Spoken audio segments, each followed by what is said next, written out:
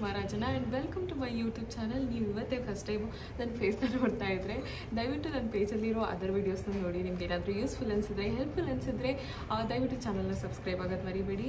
ಇದೇ ಥರ cooking content, life style content ಅಥವಾ ಬ್ಯೂಟಿ, ಫ್ಯಾಷನ್ ಟೈಪ್ ಆಫ್ ಕಂಟೆಂಟ್ನ ಅಪ್ಲೋಡ್ ಮಾಡ್ತಾ ಇರ್ತೀನಿ. ಡೈಲಿ ಶಾರ್ಟ್ಸ್ ಕೂಡ ಅಪ್ಲೋಡ್ ಮಾಡ್ತಾ ಇರ್ತೀನಿ, ಚೆಕ್ ಮಾಡ್ಕೋಬೋದು. ಸೊ ಇವತ್ತಿನ ವಿಡಿಯೋ ಏನಪ್ಪ ಅಂತ ಹೇಳಿದ್ರೆ, ನಾನು ನಿಮಗೆ ಗೊತ್ತಿದೆಯೋ ಗೊತ್ತಿಲ್ಲ ನನಗೆ, ನನ್ನ ಇನ್ಸ್ಟಾಗ್ರಾಮ್ ಪೇಜಲ್ಲಿ ಎಲ್ರಿಗೂ ಗೊತ್ತಿದೆ. ನಾನು ಆಲ್ಮೋಸ್ಟ್ ಒಂದು 4 months ಅಷ್ಟರಲ್ಲಿ 13+ kgsನ ಲೂಸ್ ಮಾಡ್ಕೊಂಡಿದ್ದೀನಿ, ಅಂದರೆ ವೆಯ್ಟ್ ಲಾಸ್ ಮಾಡಿದ್ದೀನಿ.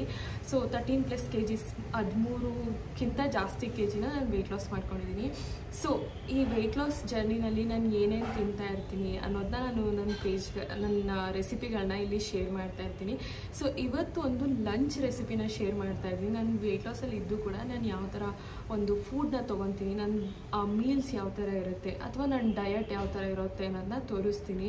ಸೊ ಇದರಲ್ಲಿ ಎಂಥ ಫ್ಯಾನ್ಸಿ ಫುಡ್ಡೆಲ್ಲ ಏನೂ ಇರೋಲ್ಲ ಆಯಿತಾ, ನಾರ್ಮಲ್ ಇಂಡಿಯನ್ ಫುಡ್ಡೇ. ಬಟ್ ಯಾವ ಥರ ಯಾವ ಥರ ಪ್ರಪೋರ್ಷನ್ಸಲ್ಲಿ ತೊಗೊತೀನಿ ಅನ್ನೋದನ್ನ ನಾನು ಇವತ್ತು ತೋರಿಸ್ಕೊಡ್ತೀನಿ ನಿಮಗೆ.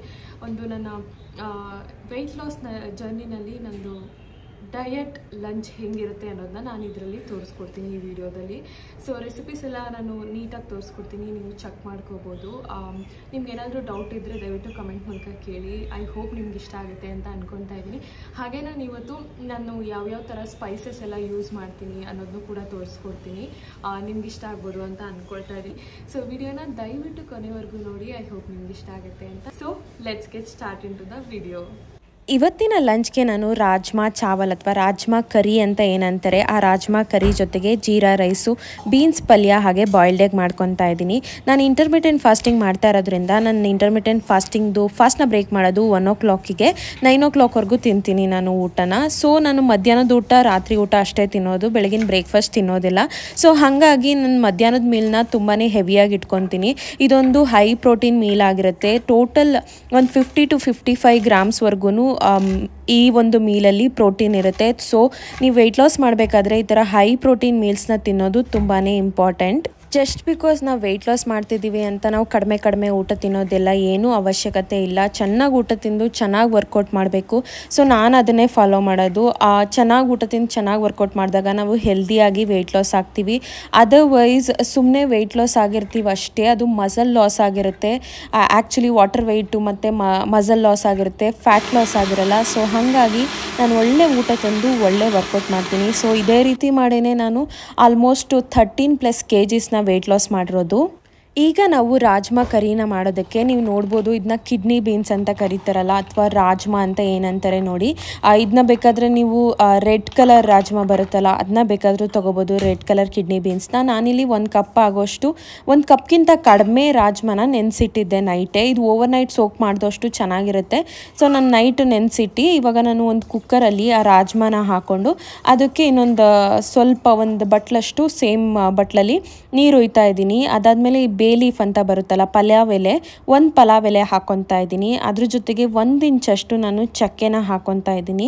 ಅದ್ರ ಜೊತೆಗೆ 2 ನಾನು ಏಲಕ್ಕಿ ಹಾಕ್ಕೊತಾ ಇದ್ದೀನಿ. ಇದೆಲ್ಲದನ್ನು ಸೇರಿಸಿ ನಾವು ಅದ್ರ ಜೊತೆಗೆ ಸ್ವಲ್ಪ ಉಪ್ಪಾಗಬೇಕು. ಇದೆಲ್ಲದನ್ನು ಸೇರಿಸಿ ನಾವು ವಿಷಲ್ ಕೂಗಿಸ್ಕೊಳ್ಳೋದ್ರಿಂದ ಒಳ್ಳೆ ಫ್ಲೇವರ್ ಕೊಡುತ್ತೆ. ಇದನ್ನ ಬೇಯಿಸ್ಕೊಳ್ಳೋದ್ರಿಂದ ನಾನಿಲ್ಲಿ ಒಂದು 4ರಿಂದ 5 ವಿಷಲ್ ಕೂಗಿಸ್ಕೊತೀನಿ. ಆವಾಗ ಇದು ಚೆನ್ನಾಗಿ ಬೆಂದೋಗಿರುತ್ತೆ. ಸೊ ಅದರಿಂದ ತುಂಬಾ ಒಳ್ಳೆ ಫ್ಲೇವರ್ ಕೂಡ ಕೊಡುತ್ತೆ ಈ ಥರ ಮಸಾಲ ಆ್ಯಡ್ ಮಾಡೋದ್ರಿಂದ. ಹಾಗೆ ನಾನು ಬೀನ್ಸ್ ಪಲ್ಯ ಕೂಡ ಮಾಡ್ಕೋಬೇಕು. ಅದಕ್ಕೋಸ್ಕರ ಬೀನ್ಸ್ನು ಕೂಡ ಎಲ್ಲದನ್ನು ನೀಟಾಗಿ ಹೆಚ್ಚಿಟ್ಕೊತಾ ಇದ್ದೀನಿ. ನೀವು ನೋಡ್ಬೋದು ಇದು ಆಲ್ರೆಡಿ ವಿಷಲ್ ಬಂತು. ಇಲ್ಲಿ ನಾನು ಒಂದು 4ರಿಂದ 5 ವಿಷಲ್ಸ್ನ ಹಾಕಿ ಸೈಡಿಗೆ ಎತ್ತಿಟ್ಕೊಂಡಿದ್ದೀನಿ ತಣ್ಣಗಾಗೋವರೆಗೂ. ಅದಕ್ಕೆ ಮುಂಚೆ ನಾವಿಲ್ಲಿ ಒಂದು ಪಾತ್ರೆನ ತೊಗೊಂಡು ಈ ಬೀನ್ಸ್ನ ನಾನು ಏನು ಹೆಚ್ಚಿಟ್ಕೊಂಡಿದ್ದೆ ನೋಡಿ, ಇಷ್ಟು ಚಿಕ್ಕದಾಗಿ ಬೀನ್ಸ್ನ ಹೆಚ್ಚಿಟ್ಕೊಂಡಿದ್ದೀನಿ. ಇದು ಕೂಡ ನಾವು ಬೇಯಿಸ್ಕೊಂಬಿಡೋಣ. ನಾನು ಬೀನ್ಸ್ ಪಲ್ಯನ ಮಾಡ್ಕೊತೀನಿ. ಬೀನ್ಸ್ ಅನ್ನೋದು ನಮಗೆ ಫೈಬರ್ ಕೊಡುತ್ತೆ. ಸೊ ಅದಕ್ಕೋಸ್ಕರ ಒಂದು ಬೀನ್ಸ್ ಪಲ್ಯ ಮಾಡ್ಕೊತಾ ಇದ್ದೀನಿ ಫೈಬರ್ಗೋಸ್ಕರ. ಸೊ ಇದಕ್ಕೆ ಸ್ವಲ್ಪ ಉಪ್ಪಾಕ್ಬಿಟ್ಟು ಇದನ್ನು ಕೂಡ ಬೇಯಿಸೋಕೆ ಇಟ್ಬಿಡೋಣ.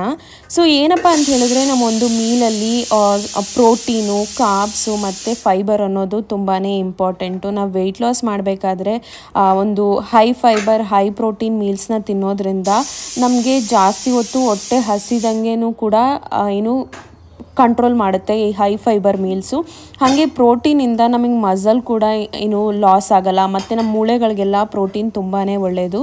ಸೊ ಅದಕ್ಕೋಸ್ಕರ ನಾನು ಯಾವಾಗಲೂ ನನ್ನ ಕಂಪ್ಲೀಟ್ ಮೀಲ್ನ ವೆಯ್ಟ್ ಲಾಸ್ ಮಾಡಿ ಬಿಡಿ ನಾರ್ಮಲ್ ಆಗಿ ಒಂದು ಒಳ್ಳೆ ಏನಂತಾರೆ ನ್ಯೂಟ್ರಿಷಿಯಸ್ ಮೀಲ್ ಅಂತ ಹೇಳ್ತಾರಲ್ಲ ಆ ಥರ ಮೀಲಾಗಿ ಏನು ಪ್ರಿಪೇರ್ ಮಾಡೋದಕ್ಕೆ ನಾನು ಆದಷ್ಟು ಟ್ರೈ ಮಾಡ್ತೀನಿ. ಯಾವಾಗಲೂ ಹಿಂಗೆ ಇರುತ್ತೆ ಅಂತಲ್ಲ, ಒಂದೊಂದು ದಿನ ಕಷ್ಟ ಆಗ್ಬೋದು, ನಂಗೆ ಮಾಡೋಕ್ಕಾಗ್ದಲೇ ಇರ್ಬೋದು, ಏನಾದರೂ ಕೆಲಸ ಇದ್ದು ಅಥವಾ ನನಗೆ ಬೇಜಾರಾಗಿ ಮೂಡ್ ಇಲ್ದಲೇ ಮಾಡೋಕ್ಕಾಗ್ದಲೇ ಇರ್ಬೋದು, ಬಟ್ ಆದಷ್ಟು ಟ್ರೈ ಮಾಡ್ತೀನಿ. ಸೊ ಇವಾಗ ರಾಜ್ಮಾ ಕಾಳುಗಳು ಬೇಯ್ಕೊಳ್ಳೋ ಅಷ್ಟರಲ್ಲಿ ನಾವಿಲ್ಲಿ ರಾಜ್ಮಾಗೆ ಕರಿಗೆ ಪ್ರಿಪೇರ್ ಮಾಡ್ಕೊಬಿಡೋಣ. ಸೊ ಇಲ್ಲಿ ಒಂದು ಪಾತ್ರೆಯಲ್ಲಿ ಒಂದು ಅರ್ಧ ಟೇಬಲ್ ಸ್ಪೂನಷ್ಟು ನಾನು ಕೊಬ್ಬರಿ ಎಣ್ಣೆ ಹಾಗೆ 1 ಟೇಬಲ್ ಸ್ಪೂನಷ್ಟು ನಾನಿಲ್ಲಿ ತುಪ್ಪನ ಹಾಕ್ಕೊತಾ ಇದ್ದೀನಿ. ಅದ್ರ ಜೊತೆಗೆ 1 ಇಂಚು ಏಲಕ್ಕಿ, 1 ಬೇ ಲೀಫ್ ಅಥವಾ ಪಲಾವ್ ಎಲೆ ಹಾಕ್ಕೊಂಡಿದ್ದೀನಿ, 1-2 ಏಲಕ್ಕಿ ಕೂಡ ಹಾಕ್ಕೊತಾ ಇದ್ದೀನಿ. ಸೊ ಇದನ್ನೆಲ್ಲ ಹಾಕೋದ್ರಿಂದ ತುಂಬ ಒಳ್ಳೆ ಫ್ಲೇವರ್ ಕೊಡುತ್ತೆ. ಅದ್ರ ಜೊತೆಗೆ 1 ಸ್ಪೂನಷ್ಟು ನಾನು ಜೀರಿಗೆನ ಹಾಕ್ಕೊಂಡಿದ್ದೀನಿ ಇದಕ್ಕೆ. ಸೊ ಇದನ್ನೆಲ್ಲದನ್ನು ಒಂದು ಸ್ವಲ್ಪ ನೀಟಾಗಿ ಎಣ್ಣೆನಲ್ಲಿ ಫ್ರೈ ಮಾಡ್ಕೋಬೇಕಾಗುತ್ತೆ. ಎಣ್ಣೆ ತುಪ್ಪದಲ್ಲಿ ತುಪ್ಪ ಹಾಕೋದ್ರಿಂದ ಒಳ್ಳೆ ಫ್ಲೇವರ್ ಕೊಡುತ್ತೆ. ನಮ್ಮನೆ ಅಡುಗೆಗೆ ನಾವು ಮೋಸ್ಟ್ಲಿ ಕೋಕೋನಟ್ ಆಯಿಲೇ ಯೂಸ್ ಮಾಡ್ಕೊಳ್ಳೋದು. ಸೊ ಅದಾದಮೇಲೆ ನಾನಿಲ್ಲಿ ಒಂದು ಸಣ್ಣಗೆ ಹೆಚ್ಚಿಟ್ಕೊಂಡಿರುವಂತಹ ಈರುಳ್ಳಿನ ಸೇರಿಸ್ಕೊತಾ ಇದ್ದೀನಿ. ಈ ಈರುಳ್ಳಿ ಕೂಡ ಕೆಂಪಗಾಗೋವರೆಗೂ ಚೆನ್ನಾಗಿ ಹುರ್ಕೋಬೇಕು. ಈರುಳ್ಳಿ ಕೆಂಪಗಾಗೋವರೆಗೂ ಹುರ್ಕೊಂಡಾದ ನಂತರ ನಾನಿಲ್ಲಿ 1-1.5 ಟೇಬಲ್ ಸ್ಪೂನಷ್ಟು ಶುಂಠಿ ಬೆಳ್ಳುಳ್ಳಿ ಪೇಸ್ಟ್ ಹಾಕ್ಕೊಂಡು ಅದನ್ನು ಕೂಡ ಹುರ್ಕೊತಾ ಇದ್ದೀನಿ. ಅದ್ರ ನಂತರ ನಾನಿಲ್ಲಿ 2 ಮೆಣಸಿನ್ಕಾಯಿ ಸೇರಿಸ್ಕೊತಾ ಇದ್ದೀನಿ. ಇದನ್ನ ನೀವು ಈರುಳ್ಳಿ ಹಾಕಬೇಕಾದ್ರೆ ಕೂಡ ಸೇರಿಸ್ಕೋಬೋದು, ನಾನು ಮರ್ತೋಗಿದ್ದೆ. ಸೊ ಅದಾದ ನಂತರ ನಾನಿಲ್ಲಿ ಆವಾಗಲೇ 3 ಟೊಮೊಟೊನ ಹೆಚ್ಚಿಟ್ಕೊಂಡಲ್ಲ, ಆ ಒಂದು ಟೊಮೊಟೊದು ಪೇಸ್ಟ್ನ ತೊಗೊಂಬಂದು ಇದಕ್ಕೆ ಸೇರಿಸ್ಕೊತಾ ಇದ್ದೀನಿ. ಇದು ಸ್ವಲ್ಪ ಚೆನ್ನಾಗಿ ಬೆಂದು ಎಣ್ಣೆ ಬಿಟ್ಕೋಬೇಕು. ಇದೆಲ್ಲ ಚೆನ್ನಾಗಿ ಬೇಯ್ಕೊಳ್ಳೋ ಅಷ್ಟರಲ್ಲಿ ನಾವಿಲ್ಲಿ ಬೀನ್ಸ್ ಪಲ್ಯನ ಮಾಡ್ಕೊಬಿಡೋಣ. ಸೊ ಒಂದು ಪಾತ್ರೆಯಲ್ಲಿ ನಾನು ಒಂದು ಅರ್ಧ ಟೇಬಲ್ ಸ್ಪೂನಷ್ಟು ಕೊಬ್ಬರಿ ಎಣ್ಣೆ ಹಾಕ್ಕೊಂಡು ಅದಕ್ಕೆ ಸ್ವಲ್ಪ ಸಾಸಿವೆ ಹಾಕ್ಕೊಳ್ತಾ ಇದ್ದೀನಿ, ಸ್ವಲ್ಪ ನಾನು ಕರಿಬೇವಿನ ಸೊಪ್ಪು ಹಾಕ್ಕೊಂಡಿದ್ದೀನಿ. ಅದಾದ ನಂತರ ಒಂದು ಸಣ್ಣದಾಗಿ ಹೆಚ್ಚಿರುವಂಥ ಈರುಳ್ಳಿನ ಸೇರಿಸ್ಕೊಂಡು ಇದನ್ನು ನೀಟಾಗಿ ಕೆಂಪಗಾಗೋವರೆಗೂ ಹುರ್ಕೊಂಡೆ. ಅದಾದ ನಂತರ ನಾನಿಲ್ಲಿ 1-2 ಟೇಬಲ್ ಸ್ಪೂನಷ್ಟು ಕಾಯಿ ತುರಿನ ಹಾಕ್ಕೊತಾ ಇದ್ದೀನಿ. ಕಾಯಿ ತುರಿಲ್ಲ ಹಾಕ್ಕೊಂಬಿಟ್ಟು ನೀಟಾಗಿ ಮಿಕ್ಸ್ ಮಾಡಬೇಕು.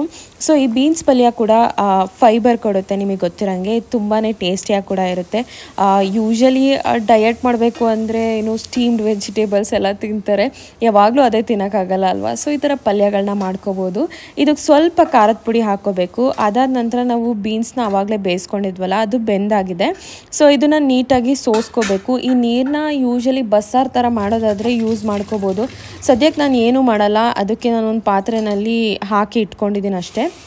ಅದಾದ ನಂತರ ನಾನಿಲ್ಲಿ ಬೀನ್ಸ್ನ ಇದಕ್ಕೆ ಆ್ಯಡ್ ಮಾಡ್ತಾ ಇದ್ದೀನಿ.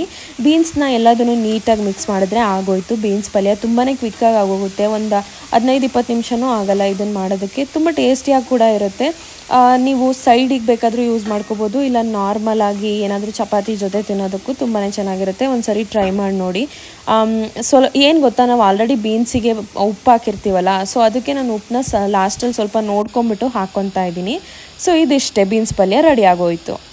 ಸೊ ಅದಾದ ನಂತರ ನಾನಿಲ್ಲಿ ನೋಡ್ಬೋದು, ನಮ್ಮನೇಲಿ ಕಾಫಿ ಕುಡಿಯೋ ಲೋಟ ಇದೆಯಲ್ಲ, ಇಷ್ಟು ಚಿಕ್ಕ ಲೋಟದಲ್ಲಿ ನಾನು 1 ಲೋಟದಷ್ಟು ಬಾಸ್ಮತಿ ಅಕ್ಕಿ ತೊಗೊತಾ ಇದ್ದೀನಿ. ನೀವು ನಾರ್ಮಲ್ ಅಕ್ಕಿನಾದರೂ ತೊಗೋಬೋದು, ಯಾವ ಥರ ಅಕ್ಕಿನಾದರೂ ತೊಗೋಬೋದು. ಈ ಥರ ಬಾಸ್ಮತಿ ಅಕ್ಕಿ ಯೂಶಲಿ ಈ ಥರ ರಾಜ್ಮಾ ಚಾವಲ್ಗೆ ತುಂಬ ಚೆನ್ನಾಗಿರುತ್ತೆ ಅಂತ ಬಾಸ್ಮತಿ ಅಕ್ಕಿನ ತೊಳೆದು ನೆನೆಯೋಕೆ ಇಡ್ತಾ ಇದ್ದೀನಿ. ಸೊ ಇದಾದ ನಂತರ ನಾವು ಆವಾಗಲೇ ರಾಜ್ಮಾನ ಬೇಯಿಸ್ಕೊಂಡಿದ್ವಲ್ಲ, ನೀವು ನೋಡ್ಬೋದು ಎಷ್ಟು ಚೆನ್ನಾಗಿ ಬೆಂದೋಗಿದೆ. ಒಂದು 4-5 ವಿಷಲ್ ಹಾಕಿಸ್ಕೊಂಡಿದ್ದೀನಿ ನಾನು. ಸೊ ಈ ಥರ ಒಂದು ಚೆನ್ನಾಗಿ ಬೆಂದಿದ್ರೆ ಅದು ಸ್ಮ್ಯಾಶ್ ಆಗುತ್ತೆ ಇದರೊಳಗಡೆ, ಸಾಂಬಾರು ಒಳಗಡೆ ಅಂದರೆ ರಾಜ್ಮಾ ಕರಿ ಒಳಗಡೆ, ಅವಾಗ ತುಂಬ ಚೆನ್ನಾಗಿ ಅನಿಸುತ್ತೆ ಟೇಸ್ಟಿಯಾಗಿ. ಸ್ವಲ್ಪ ಚೆನ್ನಾಗಿ ಬೇಯಿಸ್ಕೋಬೇಕು. ನೀವು ನೋಡ್ಬೋದು ಇದು ಟೊಮೊಟೊ ಎಲ್ಲ ಆಲ್ರೆಡಿ ಎಣ್ಣೆ ಬಿಟ್ಕೊಂಡಿದೆ. ಸೊ ಇವಾಗ ನಾವು ಸ್ವಲ್ಪ ಅಚ್ಚ ಖಾರದ ಪುಡಿ ಬರುತ್ತಲ್ಲ, ಅದನ್ನ ಹಾಕ್ಕೊತಾ ಇದ್ದೀನಿ. ನಂಗೆ ತುಂಬ ಖಾರ ಮಾಡೋಕ್ಕೆ ಇಷ್ಟ ಇಲ್ಲ, ಅದಕ್ಕೋಸ್ಕರ ಸ್ವಲ್ಪನೇ ಹಾಕ್ಕೊತೀನಿ. ಇದಾದ ನಂತರ 1 ಸ್ಪೂನಷ್ಟು ನಾನಿಲ್ಲಿ ಜೀರಿಗೆ ಪುಡಿ ಹಾಕ್ಕೊತಾ ಇದ್ದೀನಿ. ಇದಕ್ಕೆ ನಾನು ಒಂದು ಅರ್ಧ ಸ್ಪೂನಷ್ಟು ಧನಿಯಾ ಪೌಡರ್ ಹಾಕ್ಕೊತಾ ಇದ್ದೀನಿ. ಅದಾದ ನಂತರ ನಾನಿಲ್ಲಿ 1 ಸ್ಪೂನಷ್ಟು ನಾನು ಕಾಶ್ಮೀರಿ ರೆಡ್ ಚಿಲ್ಲಿ ಪೌಡರ್ ಹಾಕ್ಕೊತಾ ಇದ್ದೀನಿ, ಇದು ಆಪ್ಷನಲ್ಲು. ಸೊ ಇದಾದ ನಂತರ ಸ್ವಲ್ಪ ಅರಿಶಿಣದ ಪುಡಿ ಹಾಕ್ಕೊತಾ ಇದ್ದೀನಿ. ಇದೆಲ್ಲದನ್ನು ನೀಟಾಗಿ ಮಿಕ್ಸ್ ಮಾಡಬೇಕು. ನೀಟಾಗಿ ಮಿಕ್ಸ್ ಮಾಡಿದ ನಂತರ ನಾವು ಆಲ್ರೆಡಿ ರಾಜ್ಮಾನ ಓಪನ್ ಮಾಡಿದ್ವಲ್ಲ, ಆ ರಾಜ್ಮಾನ ತೊಗೊಂಬಂದು ಇದಕ್ಕೆ ಆ್ಯಡ್ ಮಾಡಬೇಕು ನೀರು ಸಮೇತ. ಉಪ್ಪು ನೋಡ್ಕೊಂಡು ಹಾಕಿ, ಜಾಸ್ತಿ ಉಪ್ಪು ಹಾಕಿದ್ರೆ ತುಂಬ ಉಪ್ಪಾಗೋಗ್ಬಿಡುತ್ತೆ, ಉಪ್ಪು ಜಾಸ್ತಿ ಆಗೋಗ್ಬಿಡುತ್ತೆ. ನೀವು ಬೇಯಿಸ್ಬೇಕಾದ್ರೆ ಒಂದು ಸ್ವಲ್ಪ ಉಪ್ಪನ್ನ ನೋಡ್ಕೊಂಡು ಹಾಕಿರಬೇಕು ರಾಜ್ಮಾಗೆ. ಸೊ ಅದಾದ ನಂತರ ಸ್ವಲ್ಪ ನೀರು ಹಾಕ್ಬಿಟ್ಟು ಇದನ್ನು ನೀಟಾಗಿ ಲೋ ಫ್ಲೇಮಲ್ಲಿಟ್ಟು ಒಂದು 15 ನಿಮಿಷದಿಂದ 20 ನಿಮಿಷದಷ್ಟು ನೀಟಾಗಿ ಬೇಯಕ್ಕೆ ಬಿಡಬೇಕು. ಇದು ಎಷ್ಟು ಚೆನ್ನಾಗಿ ಬೆಂದ್ಕೊಂಡ್ರೆ ಅಷ್ಟು ಚೆನ್ನಾಗಿ ಟೇಸ್ಟ್ ಬರುತ್ತೆ. ಸೊ ಅದನ್ನು ಸೈಡಿಗೆ ತೆಗೆದಿಟ್ಟು ಇವಾಗ ನಾವು ಜೀರಾ ರೈಸ್ ಮಾಡ್ಕೊಳ್ಳೋಣ. ಒಂದು ಪಾತ್ರೆಯಲ್ಲಿ ಒಂದು ಅರ್ಧದಿಂದ 1 ಸ್ಪೂನಷ್ಟು ತುಪ್ಪ ಹಾಕ್ಕೊಂಡಿದ್ದೀನಿ. ಅದಕ್ಕೆ ಒಂದು ಅರ್ಧದಿಂದ 1 ಸ್ಪೂನಷ್ಟು ಜೀರಿಗೆ ಹಾಕ್ಕೊತಾ ಇದ್ದೀನಿ. ಸೊ ಇದಾದ ನಂತರ ನಾನು ಆವಾಗಲೇ ಬಾಸ್ಮತಿ ಅಕ್ಕಿನ ನೆನೆಸಿಟ್ಟಿದ್ದೆ ನೋಡಿ. ಆ ಬಾಸ್ಮತಿ ಅಕ್ಕಿನ ತೊಗೊಬಂದು ಇದಕ್ಕೆ ಹಾಕ್ಕೊತಾ ಇದ್ದೀನಿ. ನಾವು ಯೂಶ್ವಲಿ ರೈಸ್ನ ಕಡಿಮೆ ಮಾಡ್ತೀನಿ. ನಾನು ವೆಜಿಟೇಬಲ್ಸು ಮತ್ತು ನಮ್ಮದು ಪ್ರೋಟೀನ್ ಕಂಟೆಂಟ್ ಏನಿರುತ್ತೆ, ಪ್ರೋಟೀನ್ ಫುಡ್ ಏನಿರುತ್ತೆ ಅದನ್ನ ಜಾಸ್ತಿ ಮಾಡ್ಕೊತೀನಿ. ನಮ್ಮನೇಲಿ ಯೂಶ್ವಲಿ ರೈಸ್ ಯಾವಾಗ್ಲೂ ಕಡಿಮೆನೇ ಇರುತ್ತೆ. ರೈಸ್ ಅಥವಾ ಚಪಾತಿ, ರೊಟ್ಟಿ ಯಾವುದೇ ಇರಲಿ ತುಂಬ ಕಡಿಮೆ ಇರುತ್ತೆ. ಸೊ ಇದನ್ನು ಒಂಚೂರು ಹಿಂಗೆ ಫ್ರೈ ಮಾಡಿಬಿಟ್ಟು ಇದಕ್ಕೆ ನಾನು 1 ಕಪ್ ಅಕ್ಕಿ ಹಾಕಿದ್ದೆ ಅಲ್ವಾ. ಸೊ ಇವಾಗ ನಾನು 2 ಕಪ್ಪು ನೀರು ಹಾಕ್ತಾಯಿದ್ದೀನಿ. ಆವಾಗ ಇದು ಚೆನ್ನಾಗಿ ಅನ್ನ ಚೆನ್ನಾಗಿ ಉದುರಾಗಿ ಬರುತ್ತೆ. ಸೊ ಇವಾಗ ಇದನ್ನ ಮುಚ್ಚಿಟ್ಬಿಡೋಣ. ಇವಾಗ ಅನ್ನ ಆಗುತ್ತೆ. ನಮ್ಮ ಕುಕ್ಕರಲ್ಲಿ 3 ವಿಷಲ್ ಕೂಗಿಸ್ಕೊತೀನಿ. ನಿಮ್ಮ ಕುಕ್ಕರಲ್ಲಿ ಎಷ್ಟು ಬೇಕೋ ಅಷ್ಟು ವಿಷಲ್ ಕೂಗಿಸ್ಕೊಳ್ಳಿ. ಸೊ ಅದಾದ ನಂತರ ನಾನಿಲ್ಲಿ ಒಂದು ಪಾತ್ರೆಯಲ್ಲಿ ಎಗ್ನ ಬೇಯಕ್ಕೆ ಇಡ್ತಾ ಇದ್ದೀನಿ. ಬಾಯ್ಲ್ಡ್ ಎಗ್ ಮಾಡ್ಕೊತೀನಿ. ಅವಿನಾಶ್ ಈ ನಡುವೆ ಬಾಯ್ಲ್ಡ್ ಎಗ್ ಇಷ್ಟಪಡ್ತಾ ಇದ್ದಾರೆ, ಅದಕ್ಕೋಸ್ಕರ. ಅದಾದ ನಂತರ ನೀವು ಇಲ್ಲಿ ನೋಡ್ಬೋದು ರಾಜ್ಮಾ ಕರಿ ಎಷ್ಟು ಚೆನ್ನಾಗಿ ಬೇಯ್ಕೊತಾ ಇದೆ ಅಂತ.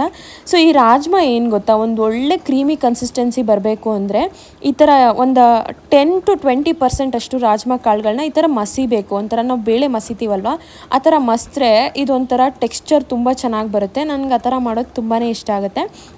ಸೊ ಇದು ಮಸ್ತ್ಬಿಟ್ಟು ಸ್ವಲ್ಪ ಹೊತ್ತು ಬೇಯಕ್ಕಿಡಿ. ಅದಾದ ನಂತರ ನೀವು ಇಲ್ಲಿ ನೋಡ್ಬೋದು ಜೀರಾ ರೈಸ್ ರೆಡಿಯಾಗೋಯ್ತು. ಇಷ್ಟೇ, ತುಂಬ ಏನು ಡಿಫಿಕಲ್ಟಿ ಏನಿಲ್ಲ.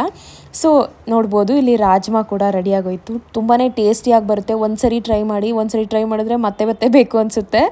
ನಂತರ ನಂದು ಪ್ಲೇಟಿಂಗ್ ಹೆಂಗಿರುತ್ತೆ ಅಂತ ತೋರಿಸ್ತೀನಿ. ಇಲ್ಲಿ ನಾನು 80 ಗ್ರಾಮ್ಸ್ ಅಷ್ಟು ರೈಸ್ ತೊಗೊಂಡಿದ್ದೀನಿ. ಸೊ ಇದಾದ ನಂತರ ನಾನಿಲ್ಲಿ 150 ಗ್ರಾಮ್ಸ್ ಅಷ್ಟು ರಾಜ್ಮಾ ತೊಗೊತಾ ಇದ್ದೀನಿ. ನಂಗೆ ಯೂಶ್ವಲಿ ಸಾಂಬಾರು ಜಾಸ್ತಿ ಬೇಕು, ಅದಕ್ಕೋಸ್ಕರ ನಾನು 150 ಗ್ರಾಮ್ಸ್ ತೊಗೊತಾ ಇದ್ದೀನಿ. ನೀವು 100 ಗ್ರಾಮ್ಸ್ ರಾಜ್ಮಾ ಕೂಡ ತೊಗೋಬೋದು. ಇದಾದ ನಂತರ ನಾನಿಲ್ಲಿ ಒಂದು 100 ಗ್ರಾಮ್ಸ್ ಅಷ್ಟು ನಾನು ಬೀನ್ಸ್ ಪಲ್ಯ ತೊಗೊಂಡಿದ್ದೀನಿ. ಅದಾದ ನಂತರ ನಾನು ಆವಾಗಲೇ ಎಗ್ನ ಬೇಯಿಸಿದ್ನಲ್ಲ, ಸೊ ಅದು 2 ಬಾಯ್ಲ್ಡ್ ಎಗ್ ತೊಗೊತಾ ಇದ್ದೀನಿ. ಸೊ ನೀವು ಇದು ನೋಡ್ಬೋದು, ಇದು ಟೋಟಲ್ ಮೀಲ್ ಬಂದು 850 ಕ್ಯಾಲರೀಸ್ ಇದೆ. ಹಾಗೆ ನನಗೆ ಪ್ರೋಟೀನ್ ಬಂದ್ಬಿಟ್ಟು ಎಷ್ಟು 50 ಗ್ರಾಮ್ಸ್ ಆಫ್ ಪ್ರೋಟೀನ್ ಇದೆ ಈ ಒಂದು ಮೀಲ್ಸಲ್ಲಿ, ಈ ಒಂದು ಮೀಲ್ ಪ್ಲೇಟಲ್ಲಿ. ನನಗೆ ಎಷ್ಟೊಂದು ಜನ ಕೇಳ್ತೀರಾ ಇಷ್ಟೊಂದು ಊಟನ ಅಂತ. ಇದು ಎಂತ ಎಷ್ಟೊಂದು ಊಟ ಏನಿಲ್ಲ, ಒಳ್ಳೆ ಪ್ರಾಪರ್ ಊಟ ಅಂದರೆ ಈ ಥರನೇ ತಿನ್ನಬೇಕು. ಅದರಲ್ಲಿ ರೈಸ್ ಕಡಿಮೆ ತೊಗೊಂಡಿದ್ದೀನಿ, ವೆಜಿಟೇಬಲ್ಸ್ ಎಲ್ಲ ಜಾಸ್ತಿ ಇದೆ ಅಷ್ಟೇ. ಆ್ಯಂಡ್ ಇದು ಬಂದು ಟೋಟಲ್ 850 ಕ್ಯಾಲರೀಸ್ ಇದೆ. ನಾನು ಒಂದಿನದಲ್ಲಿ ಆದಷ್ಟು 1500 to 1600 ಕ್ಯಾಲರಿ ಒಳಗಡೆ ಊಟ ಮಾಡ್ತೀನಿ. ನಾನು ನೈಟ್ ಊಟ ಲೈಟ್ ಆಗಿರೋದ್ರಿಂದ ಮಧ್ಯಾಹ್ನದ ಊಟ ಒಳ್ಳೆ ಹೆವಿ ಫುಡ್ಡು ಮತ್ತು ವಿತ್ ಹೈ ಪ್ರೋಟೀನ್ ಫುಡ್ನ ತಿನ್ನೋದಕ್ಕೆ ಟ್ರೈ ಮಾಡ್ತೀನಿ.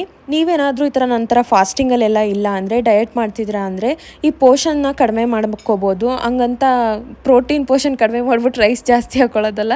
ಸ್ವಲ್ಪ ರೈಸ್ ಕಡಿಮೆ ಇದ್ದು ಇನ್ನು ಪ್ರೋಟೀನು ಫೈಬರ್ ಒಂದು ಸ್ವಲ್ಪ ಕಡಿಮೆ ಮಾಡ್ಕೊಳ್ಳಿ ಅಷ್ಟೇ. ಸೊ ನನ್ನ ಒಂದು ಕಂಪ್ಲೀಟ್ ವೆಯ್ಟ್ ಲಾಸ್ ಜರ್ನಿನಲ್ಲಿ ನಾನು ಇದೇ ಥರ ಮನೆ ಊಟನೇ ತಿಂದ್ಕೊಂಡು ವೆಯ್ಟ್ ರಿಡ್ಯೂಸ್ ಮಾಡ್ತಾ ಇರೋದು. ಈ ಥರ ಮನೆ ಊಟ ತಿಂದ್ಕೊಂಡು ನಾವು ವೆಯ್ಟ್ ರಿಡ್ಯೂಸ್ ಮಾಡೋದ್ರಿಂದ ನಮಗೆ ಸಸ್ಟೈನಬಲ್ ಆಗಿರುತ್ತೆ. ಜೀವನ ಪೂರ್ತಿ ನಾವು ಇದನ್ನ ಮಾಡ್ಕೋಬೋದು. ಸೊ ನೀವೇನಾದರೂ ಕಡಿಮೆ ಊಟ ತಿಂದ್ಕೊಂಡು ಏನೇನೋ ತಿಂದ್ಕೊಂಡು ವೆಯ್ಟ್ ಲಾಸ್ ಮಾಡಿದ್ರೆ ಅದು ಆದಷ್ಟು ಬೇಗ ರೀಗೇನ್ ಆಗಿಬಿಡುತ್ತೆ ನಾರ್ಮಲ್ ಊಟ ತಿಂತಿದ್ದಂಗೆ. ಸೊ ಅದಕ್ಕೆ ನಾರ್ಮಲ್ ಊಟ ತಿಂದ್ಕೊಂಡೇ ಲೇಟ್ ಆದರೂ ಪರವಾಗಿಲ್ಲ, ವರ್ಕೌಟ್ ಮಾಡಿಕೊಂಡು ವೆಯ್ಟ್ ಲಾಸ್ ಮಾಡಿ, ಅದು ನಿಮಗೆ ಸಸ್ಟೈನಬಲ್ ಆಗಿ ಇರುತ್ತೆ. ಕೊನೆವರೆಗೂ ವಿಡಿಯೋ ನೋಡಿದರೆ ಥ್ಯಾಂಕ್ ಯು ಸೋ ಮಚ್. ನನಗೆ ಅದು ತುಂಬಾ ಒಂದು ಹೆಲ್ಪ್ಫುಲ್ ಆಗುತ್ತೆ ನೀವು ಕೊನೆವರೆಗೂ ವಿಡಿಯೋ ನೋಡಿದರೆ. ಹಾಗೆ ನಿಮ್ಗೆ ಏನಾದರೂ ವಿಡಿಯೋ ಇಷ್ಟ ಆಗಿದ್ರೆ ದಯವಿಟ್ಟು ಒಂದು ಲೈಕ್ ಮಾಡಿ, ಹಾಗೆ ನನ್ನ ಪೇಜ್ನ ಸಬ್ಸ್ಕ್ರೈಬ್ ಮಾಡ್ಕೊಳ್ಳಿ. ಇನ್ನಷ್ಟು ಇದೇ ಥರ ವೀಡಿಯೋಸ್ ಬರ್ತಾ ಇರುತ್ತೆ. ನಿಮ್ಗೆ ಏನಾದರೂ ಬೇಕಿದ್ದರೆ ಕಮೆಂಟ್ ಮೂಲಕ ಕೇಳಿ, ನಾನು ಆನ್ಸರ್ ಮಾಡೋದಕ್ಕೆ ಟ್ರೈ ಮಾಡ್ತೀನಿ. ಆ್ಯಂಡ್ ನೆಕ್ಸ್ಟ್ ವೀಡಿಯೋಸಲ್ಲಿ ಅದನ್ನ ನಾನು ಇನ್ಫಾರ್ಮ್ ಮಾಡೋದಕ್ಕೆ ಟ್ರೈ ಮಾಡ್ತೀನಿ. And thank you for watching till end. Bye.